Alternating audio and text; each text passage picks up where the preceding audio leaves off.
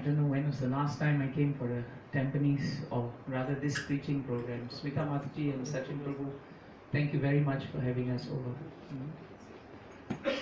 Somehow I wanted to meet you both at some point, thank you. Thank you. You have been so sincere in the practice of Krishna consciousness, so we're very happy that we have an opportunity to come. Come. So we chant Jai Radha Madhava, and then after that we can read a very nice, very practical verse from Bhagavad Gita. Jai Radha Madhava Kunja Bihari, Jai Radha Madhava Kunja Bihari, Jai Radha Madhava Kunja Bihari, Jai Radha Madhava Kunja Bihari, Jaya Gopi Jana Vallabha, Jaya Girivaradhari, Jaya Girivaradhari, Jaya Gopi Jana Vallabha, Jaya Girivaradhari, Jaya Girivaradhari, Jaya Yashodanandana, Jaya Praja Janaranjana, Jaya Yashodanandana, Jaya Vrajanaranjana, Jaya Yashodanandana, Jaya Praja Janaranjana, Jaya Yashodanandana, Jaya Vrajanaranjana, Jaya Yamunatira Vanachari, Jaya Kunja Bihari, Jaya Yamuna Tiravanachari, Jaya Kunja Bihari, Jaya Yamunatira Vanachari, Jaya Kunja Bihari, Jaya Yamuna Tiravanachari, Jaya Kunja Bihari, Jaya Yamunatira Vanachari, Jaya Kunja Bihari, Jaya Yamuna Tiravanachari, Jaya Kunja Bihari, Jaya Yamunatira Vanachari, Jaya Kunja Bihari, Jaya Yamuna Tiravanachari, Jaya Kunja Bihari, Jaya Radha Madhava, Jaya Kunja Bihari, Jaya Radha Madhava, Jaya Kunja Bihari, Jaya Radha Madhava, Jaya Kunja Bihari, Jaya Radha Madhava, Jaya Kunja Bihari, Jai Shri Shri Radha Madhav ki Jai Shri Jagannath Baladev Subhadra Mai ki Jai Srila Prabhupada ki Jai Srila Gurudeva ki Ananta Kodi Vaishnavrinda ki Nitai Gaura Premanande Bhagavate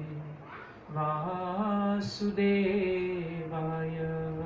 Om Namo Bhagavate Vasudevaya. Om Namo Bhagavate Vasudevaya. Om Namo Bhagavate Vasudevaya. Om Namo Bhagavate Vasudevaya. Om Namo Bhagavate Vasudevaya. So today we read from chapter 3, text 9 of Bhagavad Gita. The chapter is entitled Karma Yoga. Yajñātāt karmano anyatra Yajñātāt karmanonyatra lokoyam karma bandhanaha lokoyam karma bandhanaha tat artam karma kaunteya tadartham karma kaunteya mukta sangha samachara mukta sangha samachara yajñātāt karmano anyatra yajñātāt karmanonyatra lokoyam karma bandhanaha lokoyam karma bandhanaha tat artam karma kaunteya tadartham karma kaunteya mukta sangha samachara mukta sangha samachara yajñātāt karmano anyatra yajñātāt karmanonyatra lokoyam karma bandhanaha lokoyam karma bandhanaha tat artam karma kaunteya tadartham karma kaunteya mukta sangha samachara. mukta sangha samachara. Would anyone like to repeat? यज्ञार्थात् कर्मणोऽन्यत्र यज्ञार्थात् कर्मणोऽन्यत्र लोकोऽयं कर्मबन्धनः लोकोऽयं कर्मबन्धनः तदर्थं कर्म कौन्तेय तदर्थं कर्म कौन्तेय मुक्तसङ्गः समाचर मुक्तसङ्गः समाचर यज्ञार्थात् कर्मणोऽन्यत्र लोकोऽयं कर्मबन्धनः तदर्थं कर्म कौन्तेय मुक्तसङ्गः समाचर. Mataji's? यज्ञार्थात् कर्मणोऽन्यत्र लोकोऽयं कर्मबन्धनः तदर्थं कर्म कौन्तेय मुक्तसङ्गः समाचर. Please read the synonyms. Yajna arthat, यज्ञार्थात् done only done only for the sake of yajna for the sake of yajna or Vishnu. or Vishnu. Karmanaha, Karmana then work. then work. Anyatra, Anyatra otherwise. otherwise. Lokaha, Lokaha world. world. Ayam, Ayam this. this. Karma bandhanaha, Karmabandhana bondage by work. bondage by work. Tat, Tat of him. of him. Artam, Artham for the sake. for the sake. Karma, Karma work.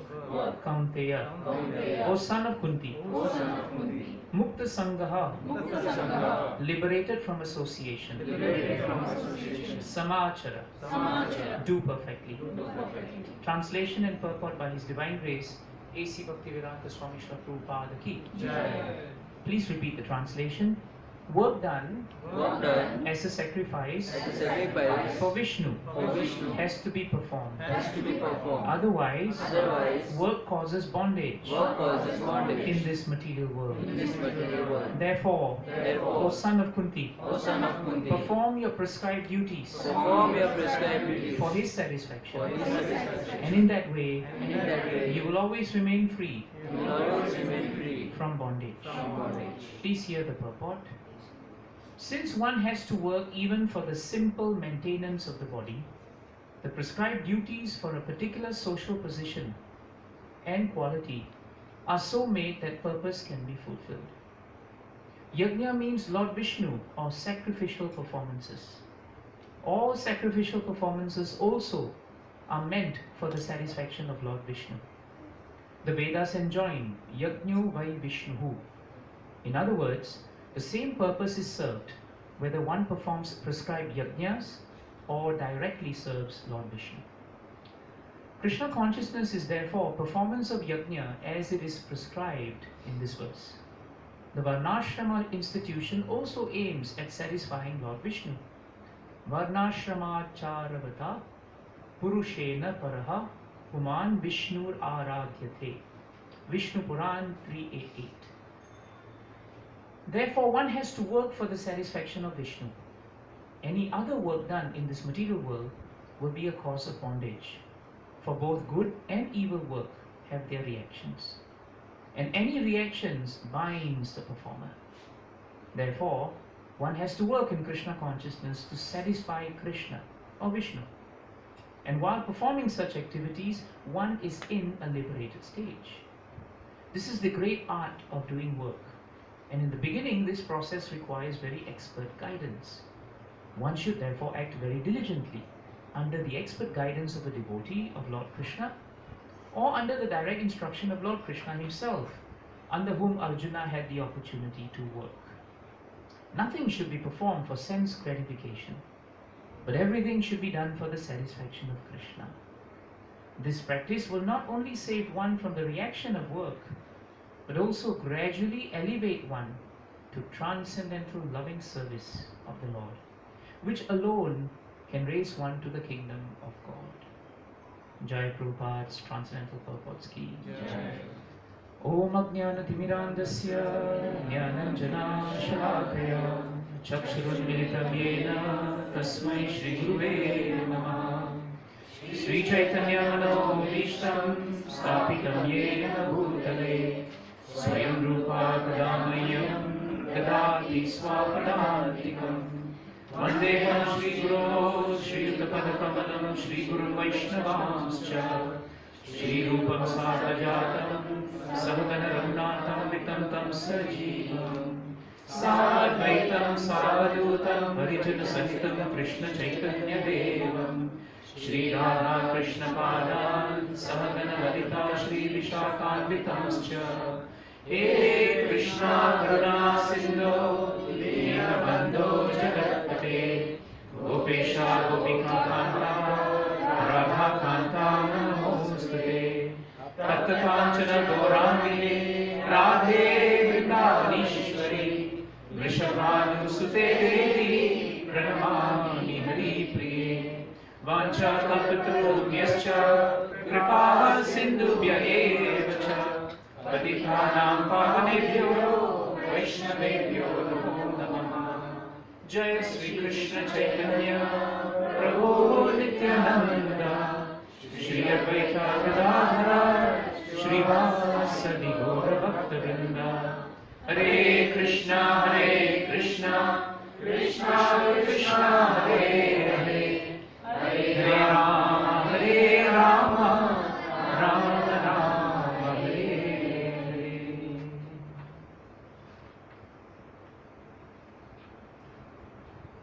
So Hare Krishna. So today's verse is actually very practical because it speaks about how we should perform work. We all understand that actually nobody can remain inactive. Arjuna on the battlefield of Kurukshetra decided that he will actually not fight. So when he said he will not fight, he actually meant that he will retire from Kshatriya duties. Arjuna did not want to fight because he felt that he could not understand the purpose of why he was fighting. It was only after Krishna instructed and informed him that there is a higher purpose to his duty, then Arjuna became convinced. The deeper meaning to this point is that Arjuna became convinced to fight because Krishna said that it would please him if he were to fight. Yes. So this is very important. work that is done for the satisfaction of Krishna, that work that is performed, it has one effect. It frees us from the law of karma. You all have heard of the law of karma. You know that every action has a reaction. And you know, for every particular action that we have, whether it is good or whether it is bad, there will always be a reaction. And sometimes we don't realize that just one action of ours can cause ripples and ripples and ripples of consequences. It's amazing. For example, for example, Sachin Prabhu. If Sachin Prabhu, our host, got very upset with me at some point, and he comes up to me and he slaps me across the face, he won't do it, of course. He's a gentleman. But if he gets tired of me and I'm talking and talking and it's 10 o'clock and you're all very hungry because prasadam is there and I'm the only one not feeling hungry, he may do that. And when he does that, he slaps me now. A few things happens after that action. The first action that will happen is that if I want to be very difficult with him, I will file a police case with him. In Singapore, if you slap someone, that's considered assault. If you're a first timer, you get 2 weeks jail. That's the market rate. In the legal field, that's what we call it, right? We call it market rate. That's the market rate. 2 weeks for first timers. So once he goes in and he comes out, then I will file a civil suit against Sachin Prabhu. That means I want damages from him. So I sue him in a civil court. And I'll use the proceedings in the criminal court to easily convict him. Now, supposing I was in America, because in America everything is possible. It's the only country in the world where anything is possible. In America, I would then go and see a psychiatrist, and I would get a psychiatric report. And that report, I will say that the slap that Sachin Prabhu gave me has traumatized me so much that I can never appear before an audience. Every time I sit down to take class, what happens is I see Sachin Prabhu in front of me. So when I'm at home and I'm going to sleep, I see him in front of me. I have to appear before court in front of the judge, and I see him in front of me about to slap me. So I'm totally traumatized. So I get a psychiatric specialist report, and the specialist is of the expert medical opinion that I am so traumatized that I cannot work for maybe the next 6 months. I can't give classes for the next 6 months. Classes, nobody pays me. So there's no loss of earnings. Nobody's going to pay me, and I'm quite happy with it. But I will tell the court that, look, I've got 6 months to appear before court, and I'm not going to do it. So therefore, all my future earnings and all my future clients, I will lose. So Sachin Prabhu has to pay for all that. Now, at the end of all that action, all this reaction came from just one happening. Today, he came and he slapped me. That was it. And what about the reaction to all this on him? After all this, if I was Sachin Prabhu, I'll end up seeing a psychiatrist. Because I'll be traumatized by the whole episode myself. All this happened only because of one action. But we don't see the effects it happens. This is the law of karma. And we don't realize that every single thing that's happening to us is a result of a reaction that has gone round and round and round and round, and is eventually coming back to us. The unfairest statement in the world to make is the fact that the world is an unfair place. Because the stringent laws of material nature are such that anything that comes to us has a way of coming back to us. That is why when we find good things happening to us, we realize that something in the past, by Krishna's mercy, has been right. But when things go wrong, Bhagavatam tells us, instead of blaming the whole world except ourselves, it is better to look to ourselves. This Bhagavatam calls self-introspection. It's a very important thing that we should do. As your children grow up, teach them this value of not blaming the whole world, but looking to themselves and understanding that where there is smoke, there must be fire. A person who does that, he understands the potency of activity. That is why the word karmana, the root of karmana is karma. There will always be an action, Prabhu and Mataji's, to whatever you do. And it doesn't matter whether it is in this life or whether it is in the past life. In the Padma Purana, there is a very interesting episode. A young boy who's from a Brahmanical background is going around begging alms in a village. He passes by a young lady and an elderly man. This young lady is married to the elderly man because he's very rich and he has many wives, and she's one of them. When he goes out, the young man goes in to ask for alms, as was tradition. The lady calls him in, and then suddenly she tells him that I want to run away with you because I'm not satisfied with my husband. So the man says, Mataji, I'm just a brahmachari. I'm not going to do that. I'm just here to beg for alms, and I'm going to spend time in my sadhana. But what happens is that the lady says, if you don't accede to my request, then I'm going to sound off the village. And in the village, between you and me, they will hear me. They will not hear you. He says, no, I will not say anything and not do anything that is wrong. So the lady sounds the alarm, and she tells everyone and falsely accuses him of misbehaving with her. And the chiefs of the village come together and they say, which hand did he use to actually put himself on you? And she said, he used his right hand to touch me. And immediately they chopped off his right hand. Many, many years later, the brahmachari grows older and he leaves his body. He appears before the superintendent of death, Yamaraj, and he asks, why was I given that terrible punishment to myself? Why is it that that happened to me? And Yamaraj says that in your previous life, you were a very nice person, a very good devotee, and you took a vow that you will only tell the truth. So one day what happened was, you were sitting in your hermitage, and one man, ran past you, and he said, thieves are chasing after me, please help me, and he ran away. And a few minutes later, some thieves really passed by, and they stopped and they asked this person who was sitting down, they asked him, sir, you look like a holy man, and surely you're sworn to tell the truth. And he said, yes, I am. Did you see a gentleman passing by, shouting and claiming that thieves are chasing after him? We need to find that person. So immediately this man came to know that these were the thieves who were chasing after that man. It's a question of whether he tells the truth and points in the right direction, or he understands that there is a higher truth to saving this man's life, because obviously he's going to get killed. But the man says, I'm a lover of truth. So he uses his right hand and he points in the direction of where this man has gone.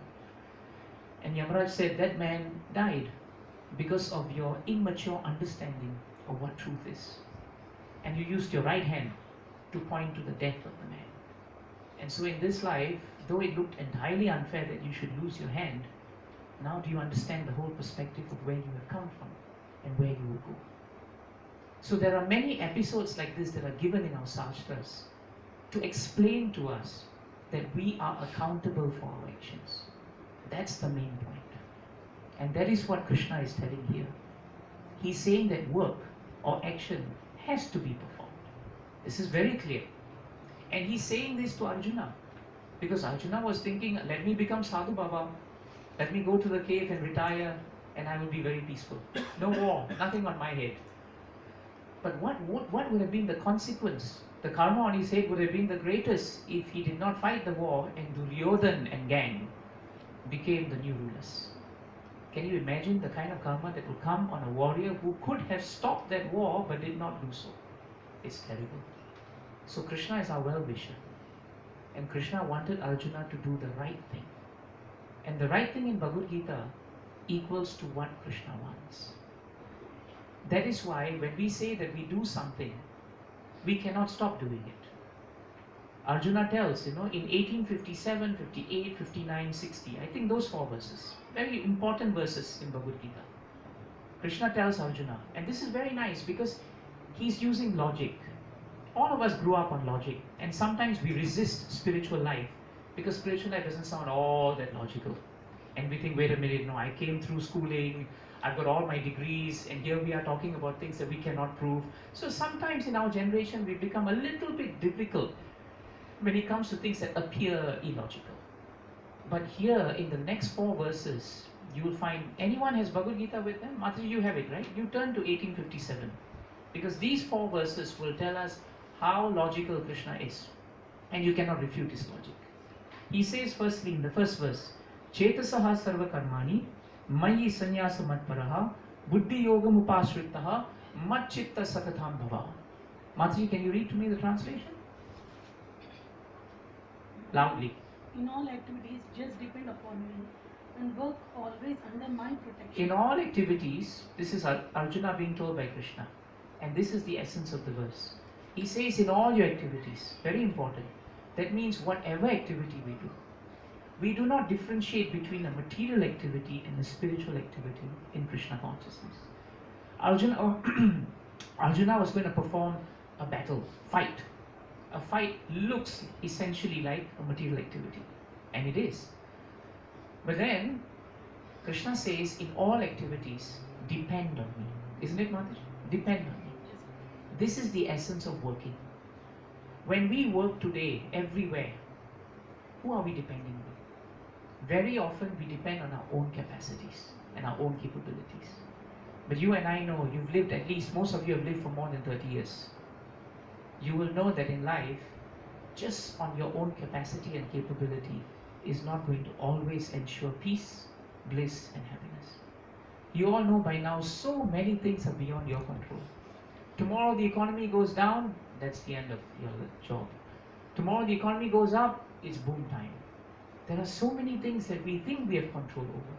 We can't even control our blood pressure. Can't control the heartbeat. We cannot control our diabetes. We have no idea whether our heart is blocked or not until we knock off and die. That's the only time we know. Very often we don't even know if we have terrible diseases growing in us until we understand it's stage 3, stage 4, it's over. What are we controlling? Every day you read in the newspaper of people who are walking by somewhere, someone hits them, and there they go. So we have come to a point where we understand that depending only on ourselves is not the ultimate truth and the ultimate solution. So Krishna says, Arjuna, you depend on me in all your activities, particularly now in your fight. So tomorrow when we go to work, we should remember one thing. Though we have the expertise to do our work, expertise doesn't always equal or equate to success. You may have someone more political than you with very little expertise. He knows which buttons to press. And he's always doing better, and you're always cringing and thinking, why isn't there justice in the world? Isn't it? So Krishna says, instead of depending on the boss, some of us take so much care of the boss. We do arati for the boss every day. We serve the boss so nicely as if he's the supreme personality of Godhead. But at the end of the day, when the boss says, well, you don't fit into our scheme of times, and the polite word for you to leave is actually, look, we are restructuring, isn't it? Right? That's a very polite, diplomatic way of saying you are no longer relevant. I do a fair bit of family law, and sometimes when husbands and wives fight and they want to come and divorce, one husband was really smart. He told me, it's not really a divorce, it's just restructuring my family life. It's just come to a point where I have to restructure my family life. And we realize that we're depending on all the wrong persons. You get married, you depend on your husband for happiness. Matajis, I don't have to tell you what is your success rate. I look at the Prabhus and you think after marriage it's all going to be honeymoon period. But you all know that it's not always honeymoon. There are days when it's not even a moon. There's no honey, there's nothing. That's up and down of life. But you will realize the golden rule in this world. You depend on anything except that which is eternal and everlasting. Then you will know that whatever you depend on, because by nature that which you depend is impermanent and temporary, therefore the happiness that flows with it must be also impermanent and temporary. If that is not logic, then I really don't know what else is. If you flow with something which is permanent, then it will always give you permanence. And one thing we do know is that the existence of the Supreme is eternal. All religions, all faiths agree on that. It's very straightforward. So Krishna is telling Arjuna, you can be anything you want, but right now you're a warrior. So do one thing, depend on me. And then Mataji, what does he say? And work always under my protection. Work always under my protection. How do you work under Krishna's protection? Bhagavad Gita and Bhagavatam tells us the secret to be protected by Krishna is actually to follow his instructions. If I came up to you and said, what would satisfy you? You would probably say, what would really satisfy me is if you hear what I have to say. Everyone wants to be heard. if you say what will really satisfy someone, then they will tell you these are the things that will satisfy me. And if you say, so if I do these things, you will be satisfied, they will say, yes, if you do these things, I'll be satisfied. And what's the preemptive point behind it?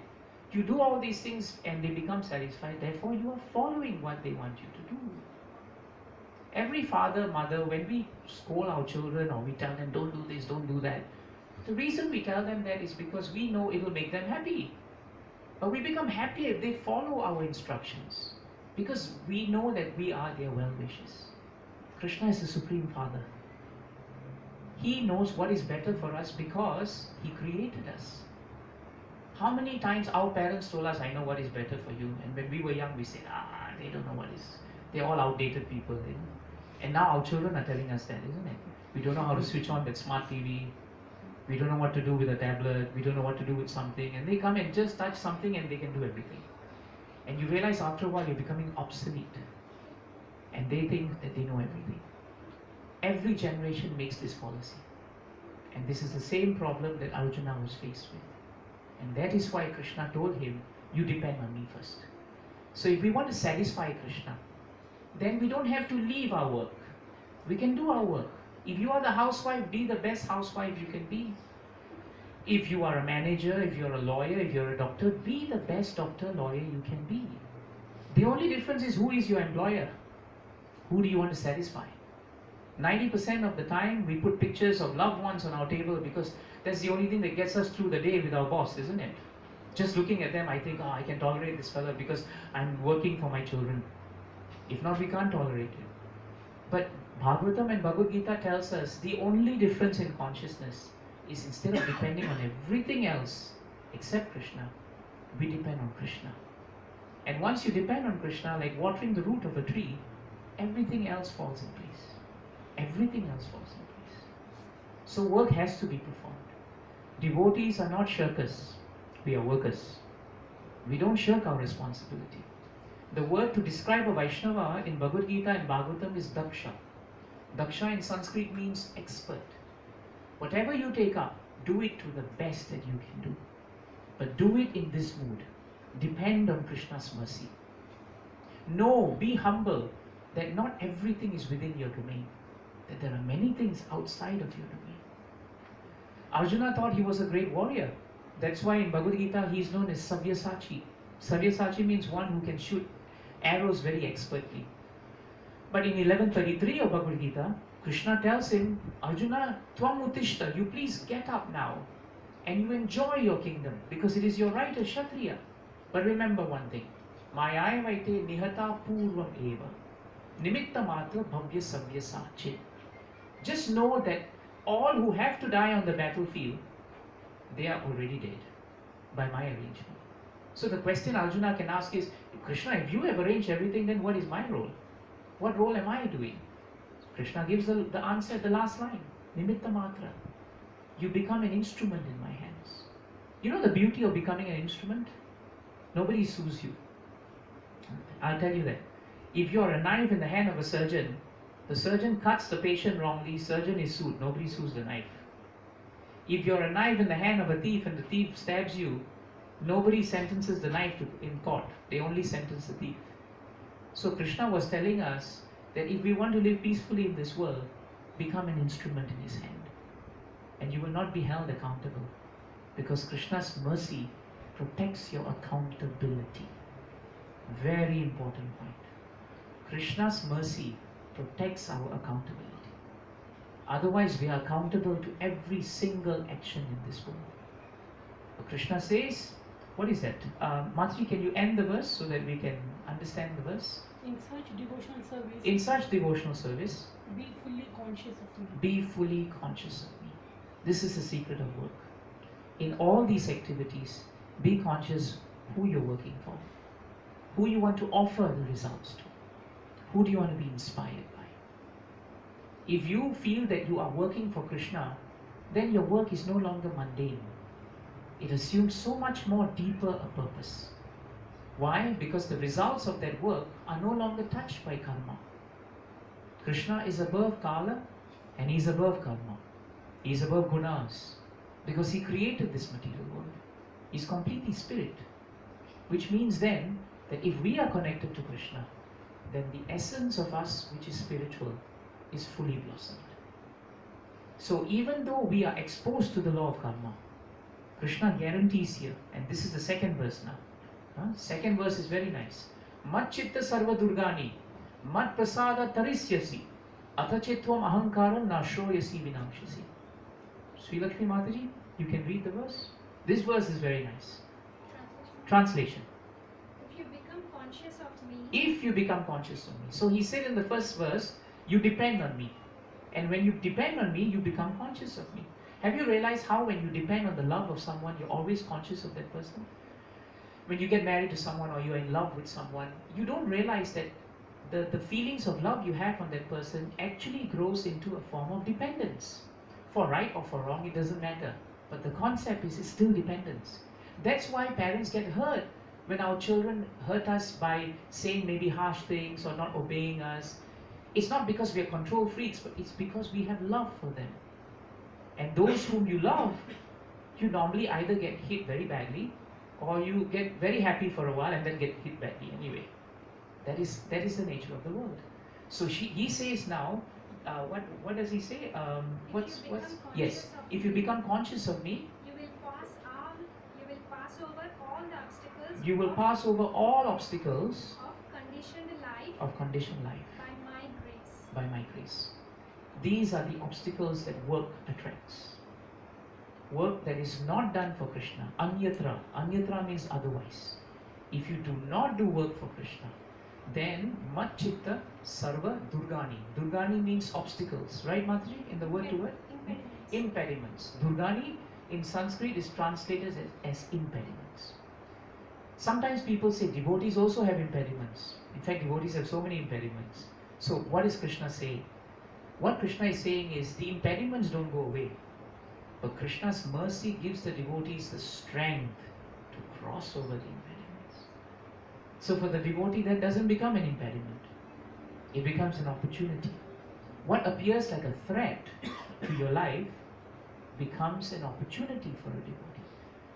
So if a devotee has no job and he's unemployed, he's feeling very bad. So is a person who is a non-devotee. A non-devotee will move around and try very hard to get a job. So will the devotee. He will work very hard to try to get a job. But he's peaceful because he says, Krishna, I will chant, I will perform my devotional service, and I will depend on you. And I will try my best. But I leave it to you, my Lord. At the right time, I have faith that the right job will come. And whatever that comes, if it's a challenge, I know it is meant to increase my faith. For the atheists, I tell even those who don't believe in God, I tell them that even if you did not believe in God, such a thinking minus God is still positive. It's still positive. Even the atheist has to admit, you know what? Even if you minus Krishna from the equation, it's still positive energy. You don't get bogged down by negativity. That's the beauty of the Gita. The Gita is so amazing that Krishna is so powerful and so embedded in the Gita that even if you think you can remove him, you can't. Because all that is positive in this world is actually Krishna. The atheist doesn't realize that, but the devotee realizes it. So you see, whatever obstacles that come, Krishna makes it clear, by my grace, you can cross over them. He doesn't say by my grace they go away. He says by my grace, mat tarisyasi, you can cross over. There's a difference. Crossing over means you must be crossing over something, isn't it? If it's not there, then why should you cross over? So obviously impediments are there. But the devotees become stronger. The materialists become more discouraged. That's the difference. And now what does he say at the end of the two lines? If, however, you do not work in such consciousness, If, however, you don't work in such consciousness, anyatra, if you don't work in such consciousness, now what happens? but act through false ego, But you act through false ego. And what is this false ego? This false ego is present in all of us. This false ego simply says, I am this body and I am everything. In other words, the world starts with me, it ends with me, and in between it's all me. That's false ego. When we have false ego, we become the center of our universe. We think of everything in relation to us. Again, even if you're an atheist, you will not like a person who's falsely egotistical, because they are very selfish. Everything is according to what benefits me. That is the ultimate symptom of false ego. But the world doesn't revolve just around one person, Prabhus and Mataji's. It actually revolves around the Supreme Personality of Godhead, because He created the world. When devotees live their lives and perform activities in such a way that they put Krishna in the center of that world, then they become conscious of Krishna. Then they become dependent on Krishna. And then by Krishna's mercy, they are protected by Krishna. And when they are protected, the last element of Krishna consciousness comes into being. They become directed by Krishna. So Krishna is known in Bhagavad Gita as Rishikesha. Rishikesha means master of the senses. We all have senses. The problem is we think we master our senses, but we don't realize the senses very often master us. For example, if I continue this class too long, your sense of hunger will start growing, right? And once it starts growing, all your other senses will become undermined. Have you noticed how when one particular sense becomes very strong, you find it's very hard to control your urges? Very difficult. Very, very difficult. You try talking to someone who's fasting the whole day. That person, if he's not really in self-control, will be very moody. You know, they'll be very snappy and very grumpy. So the senses are very difficult to control. And when we think we can control the senses, that's the time the senses control us. Alexander the Great was conquering half of India at that moment. It was the only continent in that area that he had not conquered. So he walked into India. And at one point of time, history tells us that he met this very saintly personality sitting under a tree. And Alexander was very attracted to the personality. Because he said, this personality has no gold, no jewels, nothing. But he looks completely serene. So he told him then, he asked him this question, why is it that you are so peaceful? And the saintly person, he said, I'm very peaceful because I have accepted that I am nothing. And Alexander said, well, you are nothing, but I am everything. So you are right, you are nothing, but I am everything. And the saintly person laughed. So Alexander got angry. He said, how can you laugh? The saintly person said, I am nothing. Why should nothing be something to you? Why should nothing be something to you? He said, no, now it has become something to me. You tell me why you're laughing. And he said, I will not tell you. There's nothing. I'm nothing. So just walk away, Alexander, whoever you are. He said, no, now you must tell me. And the saintly person said, I'm just laughing because here you said that you are something, and I accept that I'm nothing. But the moment I laughed, you wanted to understand why I laughed. And when you could not understand it, you could not control your senses. And now you cannot control your anger with me. And I'm just thinking that you may be the richest and most greatest man on earth. But now I realize why I cannot take anything from you. Because you don't own anything. Because you can't control anything. Golden rule. That which you own is that which you must be able to control. If you cannot control something, how can you claim ownership over it? If you cannot control the vestiges of your body, how can you claim control over the body? This is logic. If you cannot control your temper, how can you claim control over the senses? So actually, in this material world, we cannot control ourselves. We think we can. We sometimes can, sometimes cannot. But to think that we have total control is a fallacy. So when we accept that all the senses, especially the master sense, which is the mind can only be controlled when it is engaged in devotional service. And that is why work has to be performed for the satisfaction of Krishna. When you perform an activity that satisfies Krishna, when Krishna becomes satisfied, the entire activity becomes transcendental. Transcendental means it carries you above the gunas. It carries you above karma. And it carries you above karma. Time doesn't affect devotional service. It does not. Devotees may be very old, but Krishna always allows them to remember him. We know of an actual case of a devotee. She's white-bodied. She's a Westerner who adopted this wonderful science of devotional service. She passed away maybe 2 years ago. She spent an entire 20-30 years of her late life serving the deities in a temple in Atlanta, in US. And towards the end of her life, her age, she became struck with dementia. Do you know how wide-ranging dementia is today? It's so wide-ranging and it's so sad. It's better that the body is ravaged than even the mind. Because once you don't know who are the people around you, the consciousness is gone. But this devotee actually got dementia, and the devotees who knew her became very sad. Because they thought that if dementia is there, she'll forget Krishna. So what happened was she got dementia.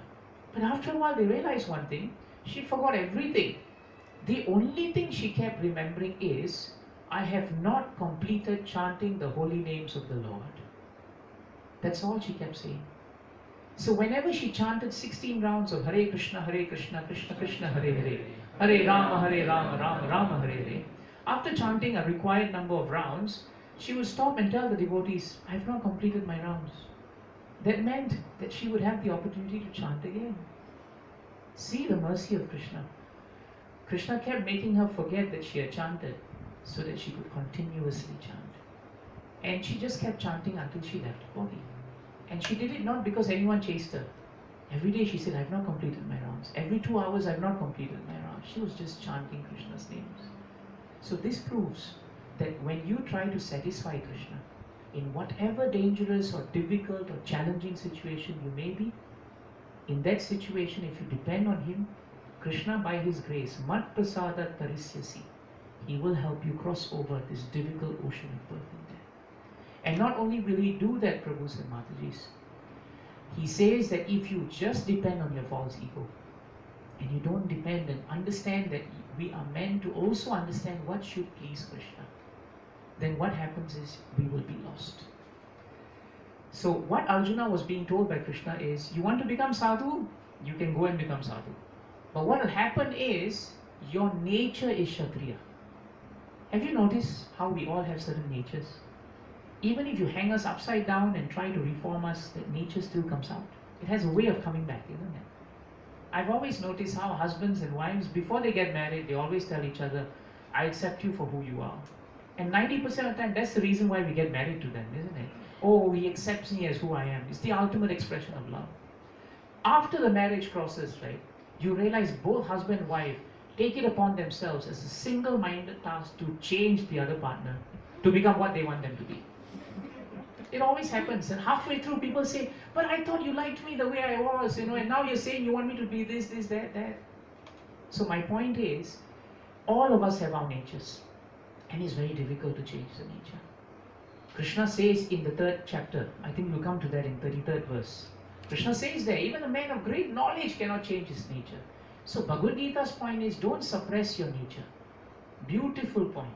Don't suppress your nature. If your nature is you love to cook for Krishna, right? Offer the food so that it becomes prasad for Krishna. In that way, it's a double dose. You like to eat, very good. Then you let Krishna eat first, and then you gobble up. At least something is there. You're getting prasad. Maybe someone loves to make money. Good, it's your nature to make money. Make money. But every amount that you make, you put aside something and give it to Krishna. Use it in his service. Some people say, how is it that if I give a certain amount, everything becomes prasad? How is it that everything can become prasad? But the science is very simple. When you offer prasad, those of you who are offering, you will know. When you have cooked rice, after cooking rice, you take a small pot, isn't it? And then you put all the small, little bit of each. You take a bit of rice and you put it in it, and then you offer it to Krishna. And when you offer it to Krishna, after Krishna has accepted it, then you put that little bit into the whole pot. And the whole pot is taken as prasad. The whole pot is taken as prasad. So Krishna doesn't want 100% of your salary. Use 10%, 20%, but use it in his service. Now, we are in Melville Park. Prabhu and Mataji obviously paying amounts for the house. But today they have used the house for the glorification of Krishna. This means that today, right now, where we are, according to the purport, none of us are touched by the law of karma. At least from 7:45 till the time you take prasadam and leave the house. After that, that's up to you. It's between you and Krishna. You keep chanting. If you take up this process, you minimize karma. But right now, we are all in transcendental platform. That is why you'll notice nobody is sleeping. It's Friday, long week. Nobody looks unalert. Everyone is very peaceful. We don't know why we are peaceful, but we're peaceful. It's all right. We've sat down for almost 50 minutes, but we're all right. We're not so bad. Because the message is transcendental. Even if the speaker is not transcendental, the message of the Gita is transcendental. If I don't have the potency, but I give you fire, fire will burn, whether it is touching something which is not burning or not. It will burn. This is the message of the Gita. So to conclude, very important point. Krishna tells us, if you want to be peaceful in this world, if you want to be happy in this world, then the most important thing we should do is we must accept that we cannot be without activity. First, always be active. Second, plan your life in such a way that your activities have Krishna in the center. Very important point. If you can somehow plan your life in such a way that Krishna is in the center, then you will find that in that lifestyle, less and less of the effect of the work and the karmas of the world are on you. Some people ask me, how will I know if I'm not being affected by the law of karma? The answer is very simple. You will know that because as you continue with devotional service, you'll find that despite the challenges of life, you're able to be peaceful, blissful, and you're able to face the difficulties with faith. This is the litmus test that you are safely under the lotus feet and the lotus shade of the Supreme Lord. So satisfy Krishna. In other words, you need to know what Krishna likes. That's the key. How will we know what Krishna likes? We will only know what someone likes if you get to know the person. Isn't it true? You'll only know what he likes or she likes if you get to know someone. You know, in arranged marriages, what you have, two people sit down, what do you like, what do you like, what do you like, what do you like, right? If you don't like the person, you tell him all the things that you think he doesn't like. Then you never get married to him. In that way, we also have to know what Krishna likes. Sometimes people ask, how do you know, Prabhu or Mataji, what Krishna likes? And we tell them it's very simple. It's in the Gita. Krishna's instructions in the Gita and Bhagavatam are what pleases him. So if Krishna tells us you be engaged, you depend on me, you be conscious of me, then that's what we should do. It's not very difficult to satisfy Krishna. Krishna becomes satisfied very easily, but he loves it when you follow his instructions. I'll end by telling you one very short story, 2 minutes, but it's very instructive. You all know the Devatas, right? And you all know the Asuras, right? Now the Asuras and the Devatas, the only difference between them is the Devatas are devotees of the Lord. And they have faith. Every time they are in difficulty in Swargaloka, they will petition Krishna. And the Asuras, very powerful, but they never have faith in Krishna. They only have faith in themselves.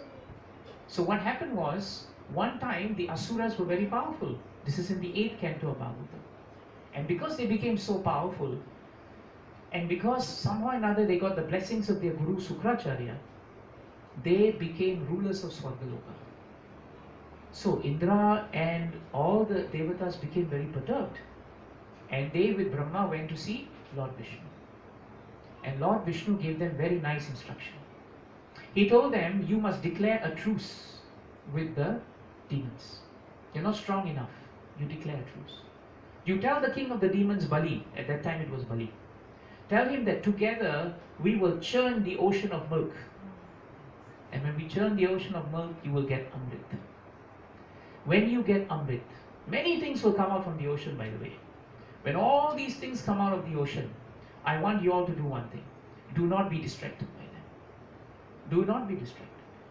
And when Amrit comes also, the demons will jump on it. And even at that point of time, I tell you, be patient, be perseverant. Be patient and be persevering. Very important. When you're patient and you have perseverance, then everything can be possible. And Krishna gave them nice advice. In anger and agitation, nothing can be done. When you perform work for the satisfaction of Krishna, you'll always realize that Krishna gives you the strength to be patient and to persevere. Every time you depend on yourself, you will find anger and agitation always takes over. It's a very easy thing. You get angry and agitated, you know you're not depending on Krishna. But if you're depending on Krishna and chanting Krishna's names, you will become patient, you will persevere. So, the Devatas had only these two instructions. The question was, if they followed it, Krishna will become peaceful and happy and satisfied. So, they met Bali Maharaj, shook hands. Bali Maharaj thought, what's the harm? You know, if we both churn, Amrit will come. And we know we are stronger than them. We will say yes to them now. When Amrit comes, we will jump on the Amrit and they will not have anything. So they were powerful and they thought, this is our plan. This is how we are without Krishna. We plan so many things, but we don't realize that there's always someone else planning something else. So the demons and the Devatas, to cut a long story short, they started churning. They brought Mount Mandara, very powerful mountain. They brought it across the plains. Somehow or another, with Krishna's help, they go into the ocean, and in the ocean they start churning. They start churning Mount Mandara using Vasuki, which is the king of the serpents.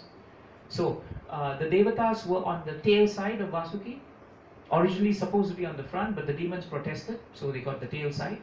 The demons got the front side, thinking that they were very smart. So eventually what happened was, as they started churning, they found that there was no fulcrum. There was no base for Mount Mandara. You can only keep something up afloat if your churning is very fast. You keep an object afloat. But they were not strong. So Mount Mandara started sinking. So as Mount Mandara started sinking, the demons didn't know what to do, because demons don't pray. When they have difficulty, they don't pray. Okay, so now what to do? That's it. Can you all imagine? You can't, because you're devotees. The Devatas thought, Mount Mandara is going down. So what did they do? They started praying. They started chanting Hare Krishna, Krishna Krishna, Hare Hare, Hare Rama, Rama Rama, Hare. And Krishna came in the beautiful form of Kurma, the tortoise. And Bhagavatam says this tortoise was 800,000 miles long. Because imagine the base of Mount Mandara. The Lord was 800,000 miles long. And when the Lord went under, he just gently lifted the fulcrum of a very immensely heavy mountain.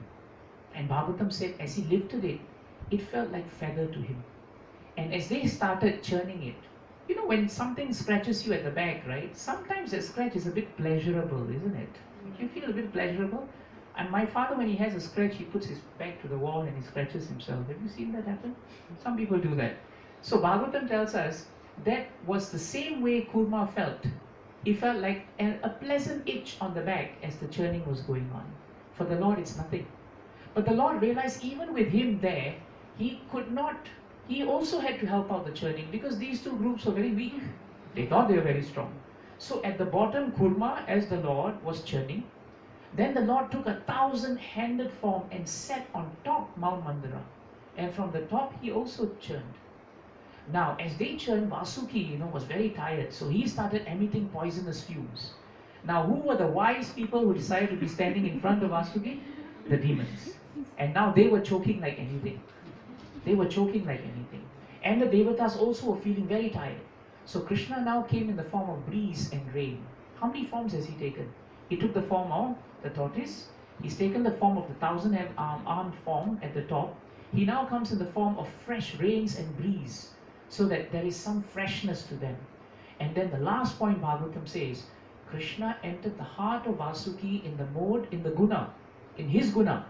His guna was the guna of ignorance. So he entered his heart in the form of ignorance to encourage him to continue. He entered into the hearts of the demons in the form of passion, because demons are normally passionate. They forget Krishna, they think the goal is just enjoyment, and they are passionate about it. So he entered their hearts to just fan their enthusiasm. And he entered the hearts of the Devatas in the mode of goodness, because they are sattvic by nature. And he also encouraged them. In all these ways, Krishna helped. Why did he help everyone? Because the Devatas were working for the satisfaction of Krishna. That's all. Yes, they are not pure devotees. They wanted Swargaloka as their aim. But even in a mixed devotional service, they had so much help. Imagine what happens when we do put our heart and soul into Krishna. And who were the beneficiaries, unintended? The demons.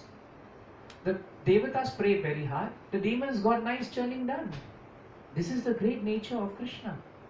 When Krishna was in Mahabharata, Did he deny Duryodhan, Sakuni oxygen? Did he deny them nice food? They had the best of opulences. Krishna is so merciful, the demons don't die, In fact, they thrive. That is his mercy. So at the end of the entire thing, as they churned and churned and churned, all the different items came. Beautiful apsaras came, a wonderful white horse came, you had beautiful Airavata's relatives, the elephants coming, and each one of them was either taken by the Lord, Lakshmi Devi came, the Lord took, the demons took the apsaras, they took the elephants, and then all of a sudden, as all this was going, the hearts of the Devatas started going down and down and down. They thought, all these things are coming, we are not getting anything. But they remembered Krishna. They said, Krishna will be satisfied if we follow his instructions. So they persevered. Sometimes when your boat is on course, but the journey is long, you tend to become discouraged. Am I really reaching the end? But those who have faith, they continue. That's what the Devatas did. And right at the end, a beautiful being came. It was Dhanvantari. And he held a wonderful golden pot. And the moment the Devatas and the demons saw it, they knew, it's Amrit. So the Devatas thought, this is what we fought for, this is what we have worked for, this is the goal. And the demons also thought, this is our goal. So what did they do? They jumped on the Amrit. The moment they jumped on it, they started fighting amongst themselves. No, it's mine, I will hold it, I will hold it. This is the nature of demons. Now the Devatas were thinking, this is what we wanted, and now they will take it. But they all reminded themselves, listen, what did Krishna tell us? Patience and perseverance. That's all. And true enough, because the demons had the pot, they were becoming angry and agitated. Why? Because they thought this was theirs. So they began fighting with each other. Now when Krishna saw the demons, the Devatas had passed 2 tests to his satisfaction, Krishna now took another form in this beautiful pastime. The last form, Mohini. He comes as Mohini Murti, more beautiful than the most beautiful female form in all the 3 worlds. And the moment the demons see him, they all fall in love with that form. And then when he comes, now he is a she, all the demons surrender the Amrit and say, my most beautiful maiden, we don't know where you have come from, are you married? This is the nature of demons, The moment they see a lady, are you married or you're not? So they asked, are you married? If not, why are you here? I tell you what, we are all fighting with each other. We have lost our senses. You take this and we trust you to take care of everything. Everything. Mohini Murti said, I will do it. You all go and take your bath because Vasuki is all over you. And then after you sit down, Devatas, you also sit down. And then I will distribute it. So the demons thought, I know that she will only give us. You know why they thought that way? Because they thought she's very beautiful. What has beauty got to do with trust? But this is how foolish demonic mentality is. They actually say in Bhagavatam, because she's very beautiful, she will only give us our share. What is the meaning of that? But this is what happens when you're not devotee. There is no common sense in our heads. In fact, there is no head also. So what happened was the demons sat down, the Devatas sat down. Mohini Murti starts from the Devatas. As she goes down, the demons are getting agitated. But the moment they're agitated, she just glances, beautiful glances at them, and they say, everything will be fine. Everything will be fine, don't worry. There must be a reason for this. There must be a reason for this. By the end of the line, everything is exhausted. Only one demon, that's Rahu, but that's a different story, realizes what has happened. But all the other demons are duped. And the Devatas are strong, powerful, and because they are powerful, a great battle ensues on the ocean of milk, and they regain Swargaloka. So simple pastime has many meanings, but the most important meaning for today is the Devatas just tried to follow the instruction of Krishna. And because they tried sincerely, Krishna became satisfied with them. And because he became satisfied with them, whatever efforts that they did there did not become a material effort like the demons. It actually helped them. And Krishna is so kind, Ananyas chintayantu mam ye janaha paripasate nityam, what is that? Tesham nitya abhiyuktanam yoga kshema vamyaham. 9:22 of Gita, Krishna says, to those who are exclusively devoted to me, I give them what they lack and I preserve what they have. So Krishna actually gave what the Devatas lacked. At that point, the Devatas liked Swargaloka. So he gave it to them. But did they lose their devotion to him? No. This is a practical example of how we never lose Prabhus and Matajis if we put Krishna in the center. So my humble request is, from tomorrow, let Krishna be your employer. Students, children, if you go to school, you should ask yourself, who am I really studying for? I'm studying for Krishna. If you say I'm studying for that teacher who's going to kill me, then you don't have any motivation. I'm studying for my parents who will always say it's not good enough, no motivation. But if you say I'm studying for Krishna, then your parents become happy, your teachers leave you alone, and everyone becomes happy. For those of you who go to work tomorrow, remember one point. In 5:10 of Bhagavad Gita, when you have time, you read it. Brahmani adhaya karmani. Krishna gives the secret to work. Every day, adhaya means resign. Every day when you go into your workplace, you sign the employment contract with Krishna as your boss. And you be conscious and begin your day knowing who is your boss. Your conscience will never allow you to do work that is any less, because you have the best employer in the whole universe. At the end of the day, you resign from your work. And you say, Krishna, whatever that I've done for today is now yours. I've resigned. And when you come home, be peaceful. And know in your conscience that you have given it your best. This is Krishna consciousness. Hare Krishna. I can take one question if there is any question around that you have. I have one question. Yes, Prabhu. When this journey took place, Ah, yes. at that time Lord Shiva took poison. Yeah, That's the why whole- his neck is. So Nilakanta. probably this part, if you can just elaborate. Sure, sure. In fact, it's very nice. Thank you for telling me that.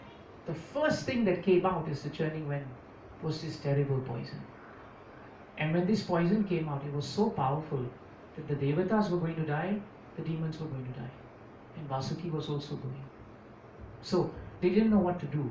And at that point, Lord Vishnu says, Lord Shiva is compassion personified. And only he has the capacity to drink this poison. You go to him. And Bhagavatam shows very nicely how they go to Lord Shiva. And when Lord Shiva sees that they are in so much trouble, Lord Shiva is known as Asutosh. He's one who's very easily pleased because he's very compassionate. Because he has this great quality of compassion, he decided that he would drink this poison. But because he's so powerful a personality, by drinking the poison did not have to go completely into him for it to be completely taken out from the ocean of milk. So the whole poison remained in his neck, and him being a divine and powerful personality, it never affected his consciousness. But the poison would have affected the consciousness of the demons and the Devatas.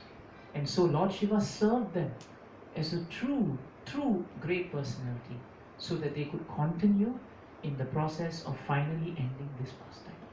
And that is why Bhagavatam says he is known as one who is dark or blue throat, Nilakanta. Thank you, Prabhu. It's a nice pastime. You know, Yes, just ready to yes. You know, in Thailand, Swan Bhumi area. Yeah, you see that whole beautiful. Beautiful, so nice. This Yeah. one is a real example. You know, It is. It shows the beautiful. influence of Vedic culture. Yeah, you have seen this entire pastime is seen in Suvarnabhumi airport in Thailand actually, and the facial expressions, Very nice. it's very accurate based on what Bhagavatam gives. Is very accurate. You have a question? Last question. How do you devote everything like to Krishna? How do you know what he wants us to do? Very good question. How do you know what he wants us to do? You will start to know what he wants us to do if you read the Gita or you have someone read it with you. Then you will know that actually what Krishna wants is that he doesn't really want what you like. He's not interested, because whatever you have actually belongs to him. You know, you're having something because of his mercy. But what he likes is for you not to forget that whatever you have actually came from him. That is what he really feels. So if you really know that whatever I have is actually coming from my Supreme Father, Krishna becomes very pleased. If you have that in mind, in anything you take up, and you always thank Him for what comes to you, He becomes very satisfied. And then whatever you do, you also become protected. You don't get touched. You try this. It's a very simple but very beautiful way to build a loving relationship with Krishna. It's like you get a nice toy. What should you do? You should put it before Krishna and say, Krishna, thank you. You must of course thank the person who gave you a toy, otherwise you don't get another toy. Thank those who give it to you. But after thanking them, you should know that they are also instruments in Krishna's hands. Krishna is giving you something through someone. When your father or mother tells you to do something and they say it's for your good, they are your parents, you must respect them. If you want to respect them more, you must also understand Krishna is telling me this good advice through my parents. Thank you, Krishna. If you do that from your age now till the day you leave this world, you will never, never be unhappy in any situation. It's a very good question. Okay? Shall we chant Krishna's names for 5 minutes? Are we okay, Prabhu, to chant? No? Anyone very hungry? Can you tolerate? You are? Okay, you go. The rest have to stay. Yeah. At least he's honest, you know? Honesty is best policy. So now we are going to chant Krishna's names. And when we chant Prabhu's and Mataji's, can I request you to chant with this mood in the context of the verse today? Chant for His satisfaction. Chant for His pleasure. When you chant for His pleasure, the pleasure automatically comes to you. It's a small difference, but it's all the difference. It's all the difference.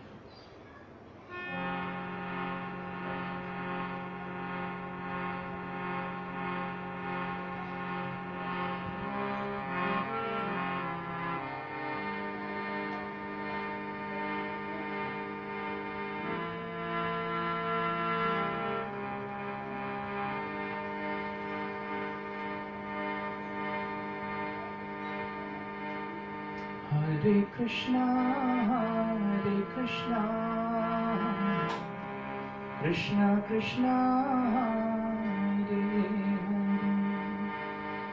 Hare, Hare Rama, Rama Rama, Hare Hare. Hare Krishna, Krishna,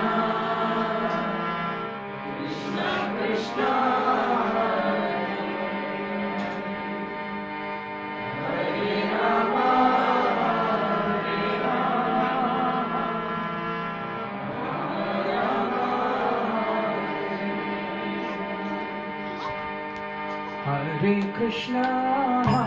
Hare Krishna, Krishna Krishna, Hare Hare, Hare Rama, Rama Rama, Hare Hare. Hare Krishna, Krishna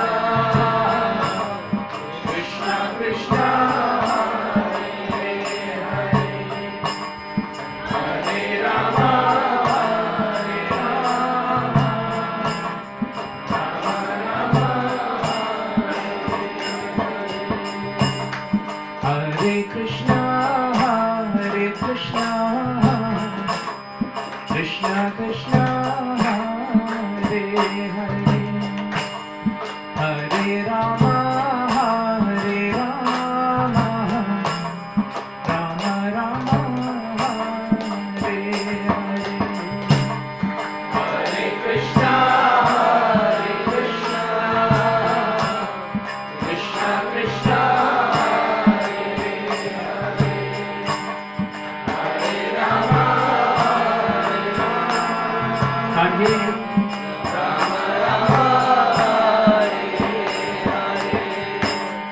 Hare Krishna, Krishna Krishna, Krishna Krishna, Hare Hare, Hare Rama, Rama Rama, Hare Hare. Hare Krishna, Krishna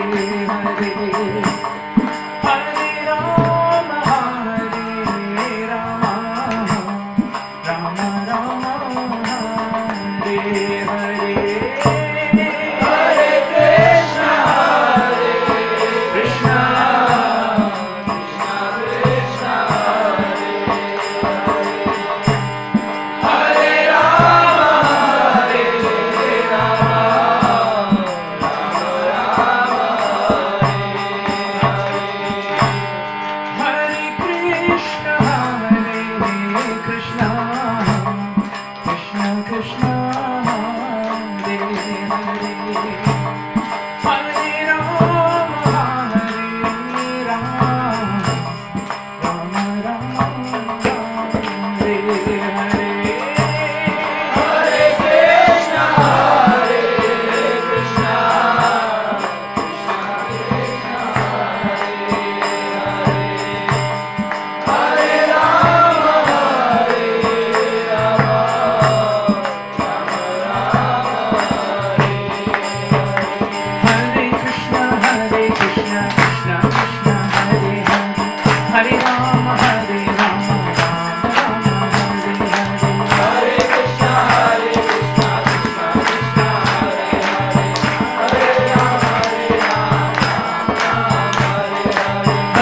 Krishna, Hare Krishna, Krishna Krishna, Hare Hare, Hare Rama, Hare Rama, Rama Rama, Hare Hare.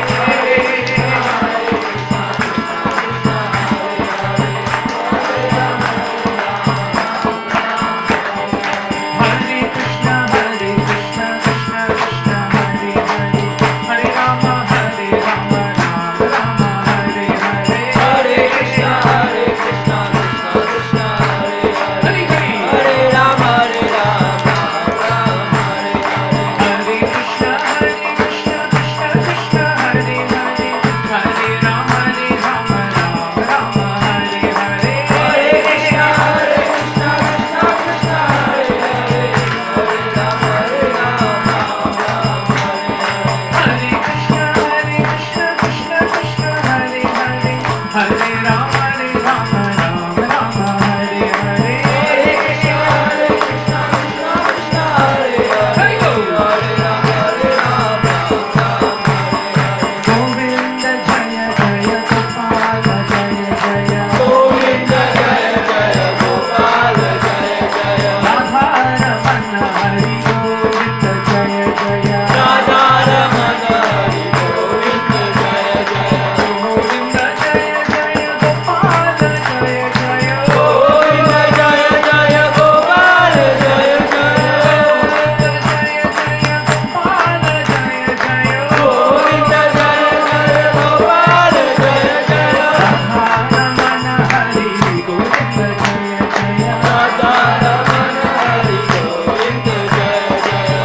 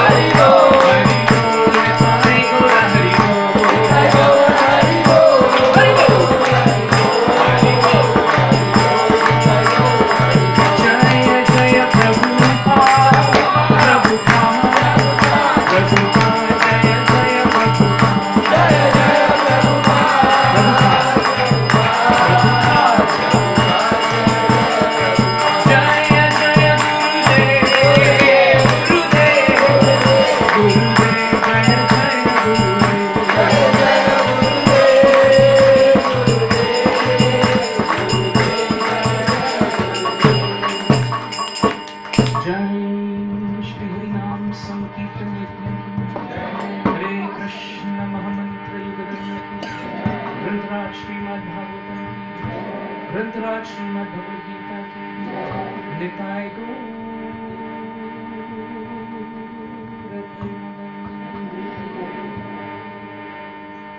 जय श्री देवकानंद प्रभु जी की Srila Prabhupada, Srila Gurudev.